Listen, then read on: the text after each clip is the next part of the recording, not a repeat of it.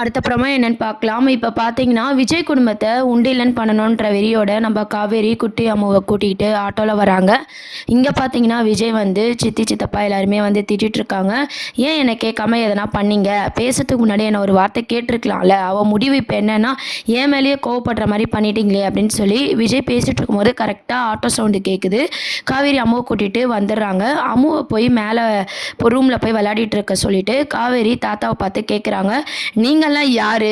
நீங்கலாம் எந்த ஜென்மத்தில எனக்கு பந்தம்? இன்னமும் பொய்லாம் சொல்லி எங்க அம்மாவ ஏமாத்த பார்க்குறீங்களா? பொண்ணு கேட்டீங்களாமே, உங்களுக்கு யார் அந்த ரைட்ஸ் குடுத்தது?" அப்படின்னு சொல்லிட்டு நம்ம விஜய் ஃபேமிலிய பார்த்து காவேரி வந்து ரொம்பவே கோவப்பட்டு, கோவமாவும் பேசிட்டு இருக்காங்க.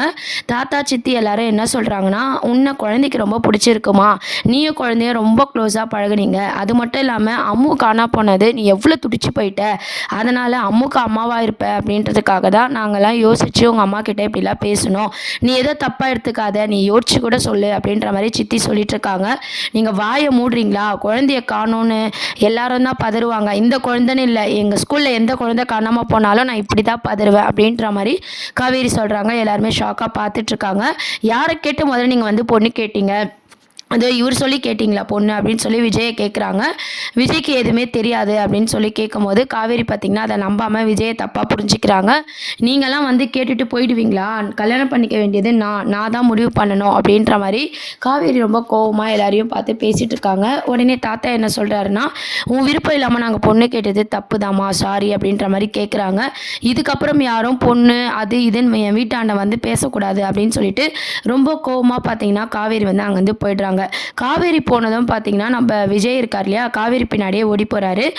மிஸ் மிஸ் ஒரு நிமிஷம் மிஸ். இந்த மாரி உங்க வீட்ல பொண்ணு கேட்ட விஷயம் எனக்கு எதுவுமே தெரியாது." அப்படின்ற மாரி விஜய் வந்து எக்ஸ்பிளைன் பண்றாரு. காவேரி பார்த்தீங்கன்னா, "உங்களுக்கு தெரியாம எப்படி இது நடக்கும்னு?" சொல்லிட்டு விஜய் எவ்வளோ சொல்லியுமே விஜய நம்பாம காவேரி அங்கருந்து போயிடுறாங்க கோவமா பேசிட்டு. உடனே விஜய் என்ன நினைக்கிறாருன்னா, "நீ அப்படியே தாண்டி இருக்க. உன் கோவமும் அப்படியே தான் இருக்கு. இதுதான் என் காவேரி." அப்படின்னு சொல்லிட்டு காவேரி கோவத்தையும் பார்த்தீங்கன்னா, விஜய் ரசிக்கிற மாரியான சீன்ஸ தான் நாளைக்கு அப்கமிங் ப்ரோமோவா கொண்டு வராங்க. அதுக்கப்புறம் விஜய் வந்து காவேரி கிட்ட பேசினதும், "நைட்ல ஏன் தனியா போறீங்க? நான் வேணா ட்ராப் பண்ணிடவா?" அப்படின்னு சொல்லி விஜய் கேட்குறாரு. "நீங்க பண்ணதெல்லாம் போதும் சாமி. என் பொண்ணு கேட்குற அளவுக்கு வந்துருச்சு. இதுக்கப்புறம் என்கிட்ட நீங்க பேசவே கூடாது. எங்க வீட்டாண்டயே வந்துராதீங்க." அப்படின்ற மாரி காவேரி கோவமா பேசிட்டு அங்கருந்து ஆட்டோ புடிச்சு போயிடுறாங்க. உடனே விஜய் பார்த்தீங்கன்னா, வீட்டுக்கு போனதும் தாத்தா, சித்தி, சித்தப்பா எல்லாரையும் பார்த்து கேட்குறாரு. "இப்ப எல்லாருக்கும் ரொம்ப சந்தோஷமா? ஓரளவுக்கு காவேரி இப்ப தான் என் கூட கொஞ்சம் க்ளோஸா பழகிட்டு இருந்தா. அதையும் கெடுத்து விட்டீங்க. எல்லாரும் சந்தோஷமா இருங்க. எனக்கு நல்லது செய்றேன்னு சொல்லி எனக்கு கெட்டது தான் நீங்க செஞ்சுட்டு இருக்கீங்க." அப்படின்னு சொல்லி விஜய் வந்து ரொம்ப கோவமா பேசிட்டு அவரும் பார்த்தீங்கன்னா, ரூமுக்கு போயிடுறாரு. ரூமுக்கு போனதும் அம்மு கேட்குறாங்க, "என்னப்பா கீழ ஒரே சவுண்டா இருக்கு. மிஸ் எதனா சொன்னாங்களான்னு?" சொல்லிட்டு, "அப்படிலாம் ஒண்ணும் இல்ல அம்முன்னு" சொல்லி சமாதானம் பண்ணி அம்முவ வந்து விஜய் தூங்க வைக்கிறாரு. மறுநாள் பார்த்தீங்கன்னா, ஸ்கூல்ல பார்த்து காவேரி எப்படின்னா சமாதானப்படுத்தணும் அப்படின்னு சொல்லி விஜய் போறாரு. விஜய பார்த்தோனே காவேரி ரொம்பவே கோவப்படுறாங்க. "நான் ஒரு நிமிஷம் உங்ககிட்ட பேசணும்." அப்படின்ற மாரி விஜய் கேட்குறாங்க. "உங்ககிட்ட பேசுறதுக்கு எனக்கு எதுவுமே இல்ல." அப்படின்ற மாரி காவேரி பேசிட்டு போயிடுறாங்க. காவேரி இப்படி அவாய்ட் பண்றது விஜய்க்கு ரொம்பவே கஷ்டமா இருக்கு. சாரதா கிட்ட சொல்லி ரொம்பவே கஷ்டப்படுறாங்க. அதுக்கப்புறம் காவேரி ஸ்கூல்லேருந்து வந்ததும் சாரதா வந்து அட்வைஸ் பண்றாங்க காவேரிக்கு, "நீ விஜய் தம்பிகிட்ட ஏன் இப்படிலாம் நடந்துக்கிற? அவருக்கே தெரியாம தான் இதெல்லாம் நடந்திருக்கு." அப்படின்ற மாரி கேட்கும்போது, "உனக்கு எப்படி இதெல்லாம் தெரியும்?" அப்படின்னு சொன்னம்போது, "விஜய் தம்பி தான் சொன்னாரு." அப்படின்னு கேட்குறாங்க. உடனே காவேரிக்கு இன்னும் கோவம் வருது. "நீ பொண்ண விட உனக்கு அவரு முக்கியமா போச்சா? அவர இனிமே வீட்டாண்டயே நீ சேர்க்காத. அவர் பேச்ச எடுத்தாலே எனக்கு கடுப்பா இருக்கு, அருவருப்பா இருக்கு." அப்படின்னு சொல்லி விஜய பத்தி ரொம்ப தப்பா வந்து காவேரி வந்து பேசிட்டு இருக்காங்க. இன்னொரு சைட் பார்த்தீங்கன்னா, நம்ம ராகவ் வந்து இறந்துட்டாரு அப்படின்ற மாரி எல்லாரும் நினைச்சுட்டு இருந்தோம். ஆல்ரெடி அவரோட டெத்துக்கு அப்புறம் பார்த்தீங்கன்னா, பசுபதி தான் வந்து என்ட்ரி ஆக போறாரு.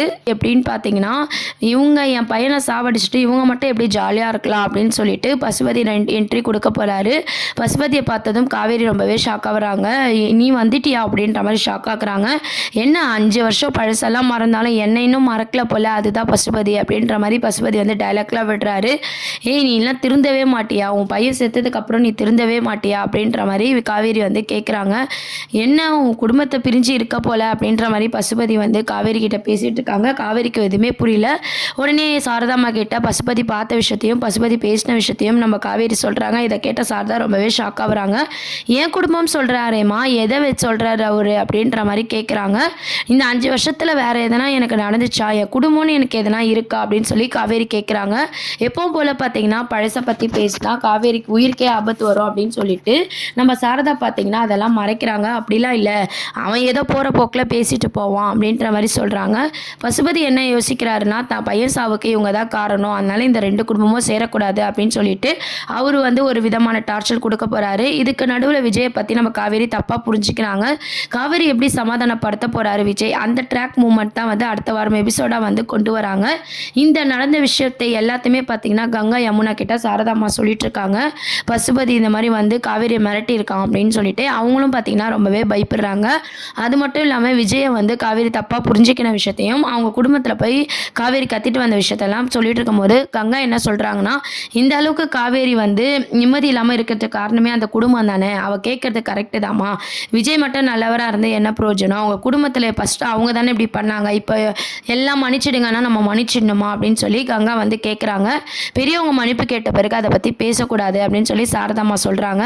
சரிம்மா, நாங்கள் இதை பற்றி காவேரி கிட்ட பேசுகிறோம், விஜய் கல்யாணத்தை பற்றி காவேரி கிட்ட நானும் யமுனாவும் பேசுகிறோம் அப்படின்னு சொல்லி கங்கா வந்து சொல்கிறாங்க.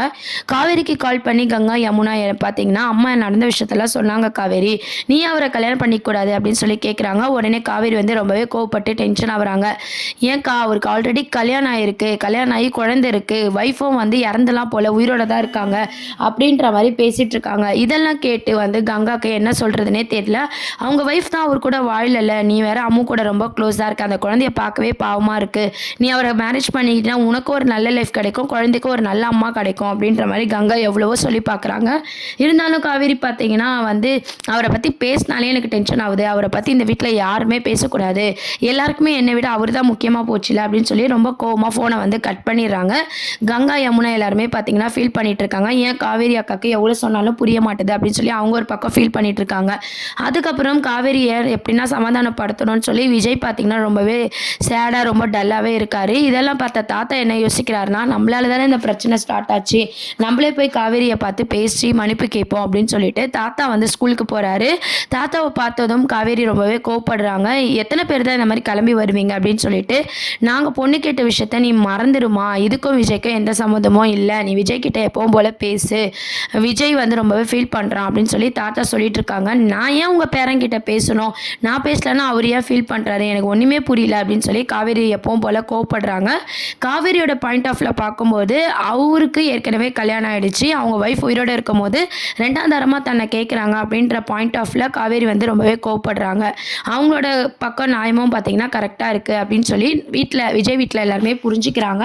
காவேரிக்கிட்டேயும் மன்னிப்பு கேட்டு அங்கே வந்து போயிடுறாங்க. விஜய்க்கும் இதுக்கும் எந்த சம்மந்தமும் இல்லை அப்படின்னு சொல்லிட்டு அதுக்கப்புறம் தான் காவேரி எப்படி யோசிக்கிறாங்கன்னா, நம்ம தான் இவரை தப்பாக புரிஞ்சுக்கிட்டோமோ, அவங்க வீட்டு ஆளுங்க இவருக்கு தெரியாமல் தான் வந்து கேட்டிருக்காங்களோ அப்படின்ற மாதிரி யோசிக்க ஆரம்பிக்கிறாங்க. இதெல்லாம் தான் அடுத்த வாரத்துக்கான ப்ரோமோவாக இருக்குது. இதை பற்றி நீங்கள் என்ன நினைக்கிறீங்கன்றதை கமெண்ட் செக்ஷன் சொல்லி சேனலை மறக்காமல் சப்ஸ்கிரைப் பண்ணுங்கள். தேங்க்யூ.